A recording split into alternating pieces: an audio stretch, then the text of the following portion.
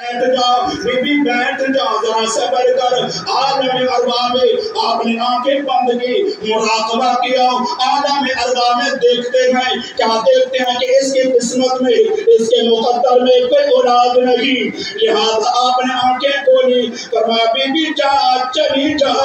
جا be be چلی جاؤ تیری قسمت میں کوئی اولاد نہیں جا چلی جا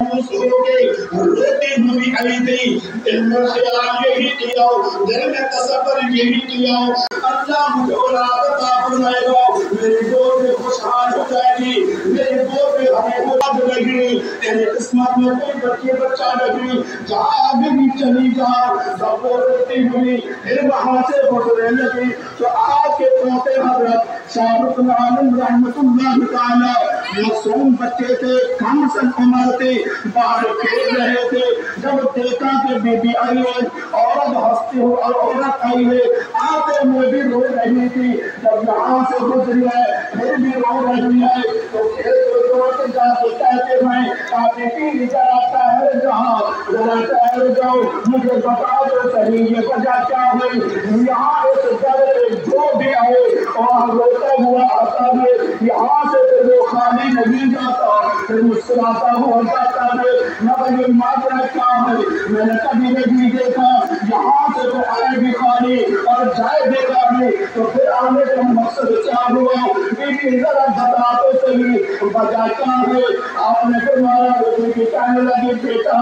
میں تمہیں ثابت ہوں بیٹا میں تمہیں ثابت ہوں تو ابھی بچہ ہے تجھے بتانے کا کیا پیغام فرمایا بیٹی نانا مجھے بچہ نہ سنے بے شک میں کرتے ہوں مگر بتا تو صحیح ہونے کی وجہ کیا ہے اور وہ آخر وہ بیٹی نے کہا اے معصوم بچے اے کم سن عمر لہذا اللہ کی ذات نے دنیا تیار کے ہوتا تو بچے بھی عطا کیے ہیں اور بچیاں بھی عطا کیے ہیں مگر میری قسمت میں ایک بھی نہیں لوگوں کے پاس مختلف ہے کئی کے بچے اور کئی کے بچیاں ہیں مگر میرے پاس نصیب میں کوئی اولاد نہیں کوئی بچی نہیں کوئی بچہ نہیں اس لیے روتے ہوئے بتا جا رہی ہوں فرمایا ہے بی بی مہربانی کر ٹھہر جاؤ تو میں تجھے طریقہ بتاتا ہوں تجھے مانگنے کا طریقہ نہیں آیا اللہ کے ولی کے در جب بھی جائے تو مانگنے کا طریقہ بھی ہونا چاہیے طریقہ بھی وہی اختیار کر مانگنے والوں فرمایا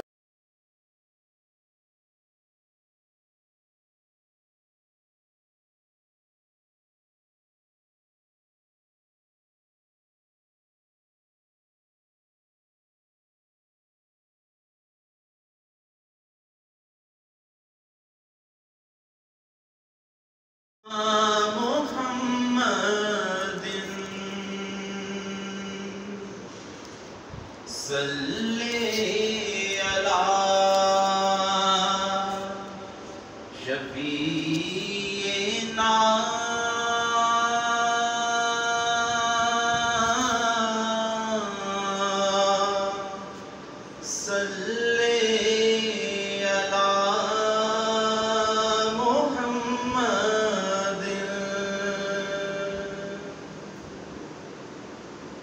میری دھڑکنیں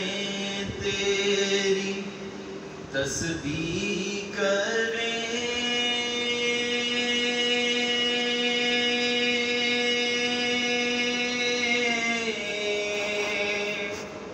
سانسیں میری تیرے کلمے پڑھیں میری دھڑکنیں تیری تسبیح کریں